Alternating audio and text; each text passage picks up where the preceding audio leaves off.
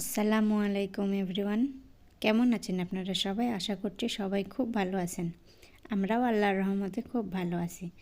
আজকে আমি খুব সহজে পটলের খুব সুন্দর একটি রেসিপি আপনাদের সাথে শেয়ার করব। সেটা হচ্ছে পটলের ফুল ভাজি। তো পটলের ফুল ভাজি তৈরি করার জন্য এখানে আমি 3টা পটল, উপরের সবুজ পাতলা যে আবরণটা থাকে সেটা আমি খুব সুন্দরভাবে তুলে এটাকে আমি সুন্দরভাবে একটু কোনা কোনা করে কেটে এটা আমি সুন্দরভাবে ধুয়ে নিয়েছি।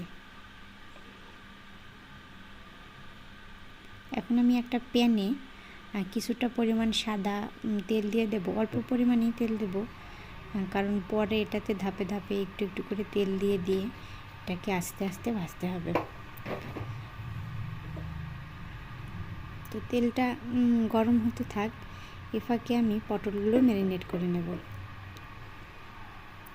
এখানে পটলের ভেতরে আমি হাফ চা চামচ মরিচের গুঁড়া, হাফ চা চামচ হলুদের গুঁড়া এবং হাফ চা চামচ লবণ এবং কিছুটা পরিমাণ কাঁচা সরিষার তেল দিয়ে খুব সুন্দরভাবে পটলটা ম্যারিনেট করে নেব। পটলের এই রেসিপিটি ভাত, রুটি, নান রুটি, সব কিছু, খিচুড়ি, সব কিছুর সাথে এটা খুবই ভালো লাগে। আশা করছি বাসায় আপনারা ট্রাই করবেন। তো পটলগুলো খুব সুন্দরভাবে মাখিয়ে নিয়ে তেল গরম হয়ে গেলে এখন আমি একটা একটা করে পটলগুলো দিয়ে দেব।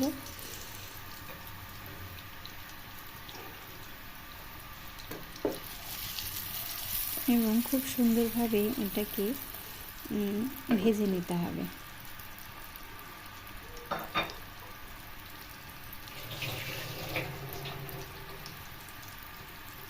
কিছুক্ষণ এপিট ওপিট ভাজা হলে এটাকে আমি কিছুক্ষণের জন্য ঢাকনা দিয়ে ঢেকে দেব এবং ঢাকনা খুলে আবার আমি কিছুক্ষণ এটা ভেজে নেব। ভেজে নেওয়ার পর এটার ভেতরে আমি পানি অ্যাড করব পটলটা সিদ্ধ হওয়ার জন্য।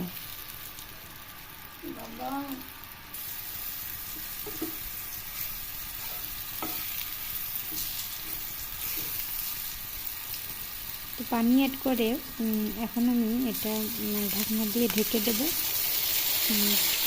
এবং পানিটা যতক্ষণ না শুকিয়ে যায় ততক্ষণ ঢাকনা দিয়ে ঢেকে রাখবো। পানি শুকিয়ে গেলে এটাকে আমি খুব সুন্দরভাবে একটা খুন্তির সাহায্যে চেপে চেপে চেপে চেপে ভেতরের পানিগুলো বের করে দেব এবং এটা মানে দেখতে আর কি স্যাপটা স্যাপটা হবে এবং পানি টেনে গেলে খুব সুন্দরভাবে এটাকে ভেজে নিতে হবে।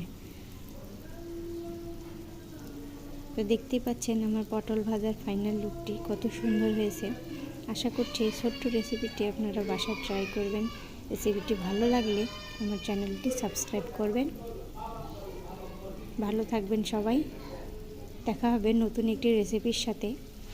আসসালামু আলাইকুম।